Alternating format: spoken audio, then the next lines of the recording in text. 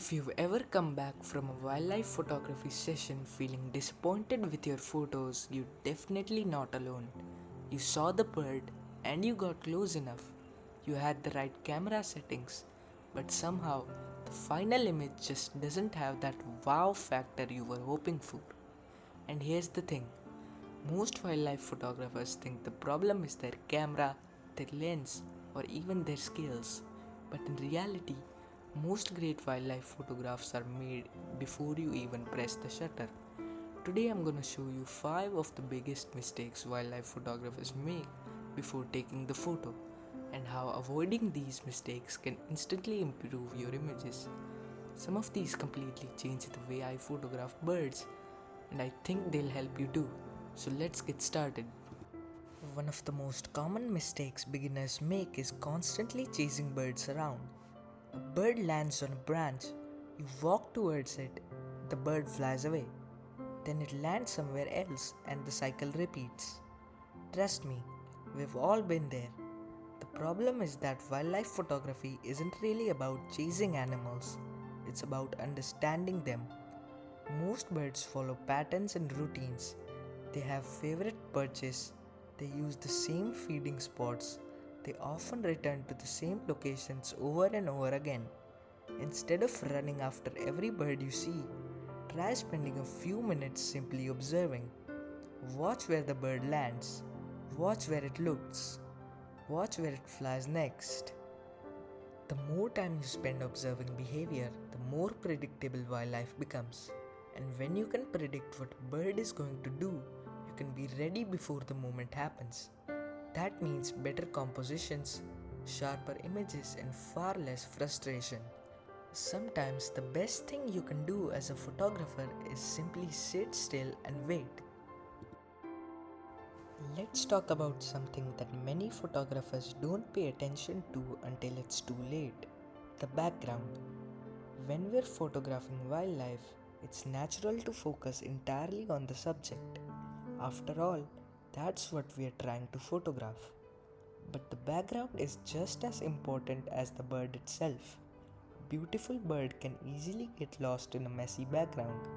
Branches, bright spots, distracting leaves, and random objects can pull attention away from your subject. Sometimes the difference between a good photo and a great one isn't the bird, it's the background behind it.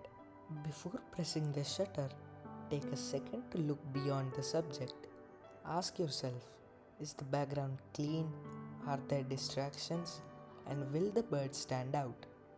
Even moving a few steps to the left or right can completely change the background and transform the image.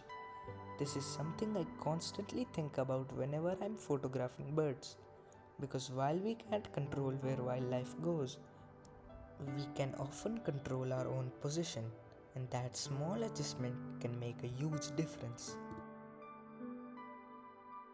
Here's a mistake that can instantly make your wildlife photos feel less engaging: shooting from too high.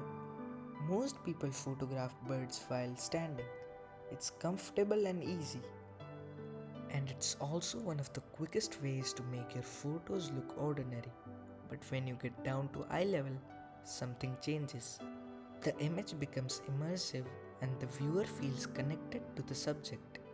It's almost like they're sharing the same space. Eye level photography creates a sense of intimacy that is difficult to achieve in any other way. Now, I know getting low isn't always easy. It means getting a little dirty, but the results are often worth it. Mistake number 4: not paying attention to light. Photography means drawing with light, so it makes sense that light plays a huge role in photography. Let's take a look at two identical photos of the same bird. Same species, same composition, the only difference is light. This one was photographed in harsh midday sunlight, and this one was photographed during soft golden hour light. Which one do you think looks better? The answer is obvious. Good light can make an ordinary scene look extraordinary, and bad light can make an extraordinary scene look ordinary. That doesn't mean you can only shoot during sunrise or sunset. overcast days can produce beautiful soft light as well. The key is learning to recognize how light affects your subject. Look for soft shadows. Watch how highlights fall on feathers. Pay attention to the direction of light. The more you understand light, the more control you'll have over your final images. Mistake number 5, focusing on rare birds instead of great photos.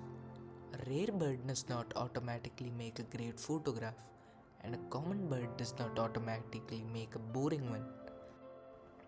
Many photographers spend so much time searching for rare species that they forget what actually makes a photo memorable. People remember photographs because of emotion and behavior, not because the bird is rare. Some of my favorite wildlife images feature birds that people see almost every day.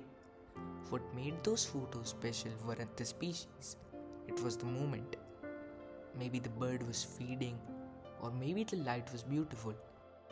The point is that great wildlife photography isn't about collecting species, it's about creating images that people want to look at.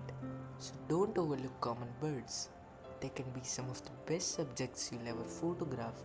In fact, because they're easier to find, they often give you more opportunities to practice and improve your skills.